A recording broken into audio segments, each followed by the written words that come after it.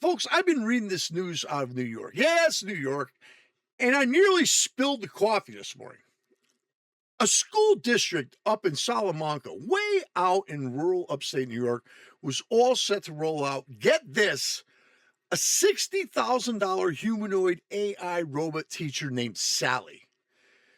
Long dark hair, silicone skin, lifelike face, the whole package. And I mean the whole package. She's supposed to tutor the high school kids in robotics and technology. Progressive education at its finest, right? Well, uh, then the backlash hits. The district hits the pause button and everybody's wringing their hands about student privacy and teachers being replaced. Well, fine. Well, let's dig a little deeper, shall we? Because your host, did you see this thing? I looked at the pictures of this Sally, and the first thought that crossed my mind was not dedicated educator. It was, why does the robot teacher look like she just stepped off the set of a late night adult film? Porn star cheekbones, the hair, the figure. Someone designed this thing for a very specific demographic in mind. So I did what any good informed American does. I followed the money. The company, Realbotics.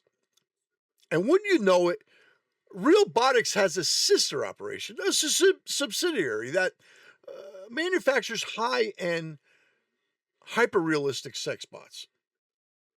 So to cut production expenses, they obviously repurposed the sex bots for the educational wing of the operation because it just wouldn't work the other way around, folks.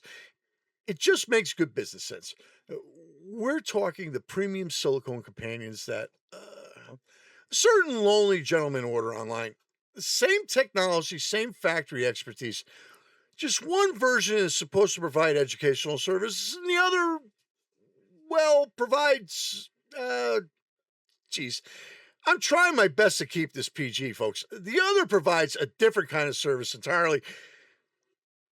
The first one they rolled out at the Roth Capital Partners Conference was a collaboration with Suzanne Summers' widower, and it was trained on her Three's Company character, Chrissy Snow. Now, the company insists Sally is a completely separate educational model, and I'm sure she is, as sure as I am the Pope. But let's look on the bright side for a moment.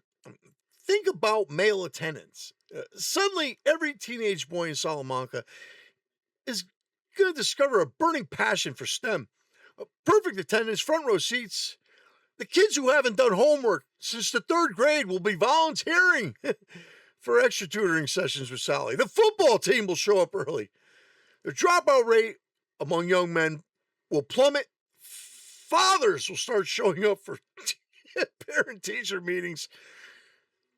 Progressive educators may have accidentally solved the boy crisis in American education by putting a sex bot in the classroom and calling it innovation. But here's the philosophical question that keeps me up at night. If something goes sideways, if Sally starts giving advice that crosses the line, or worse, can you prosecute the robot? Can you put a silicone teaching assistant on trial? Does she get a public defender, or can she buy a lawyer? Does the school district take the fifth? Or do we just unplug her and pretend the whole thing never happened? Only in America, folks. Only in the modern progressive education system could we spend 60 grand of taxpayer money on a sex robot that looks like it belongs in a very different kind of classroom and then act shocked when people notice. The schools pump the brakes on the plan for now. But mark my words, this is just the beginning. Next, they'll want one that can grade papers and give hugs. This is where we are today in America. We'll be back, and we hope you will too.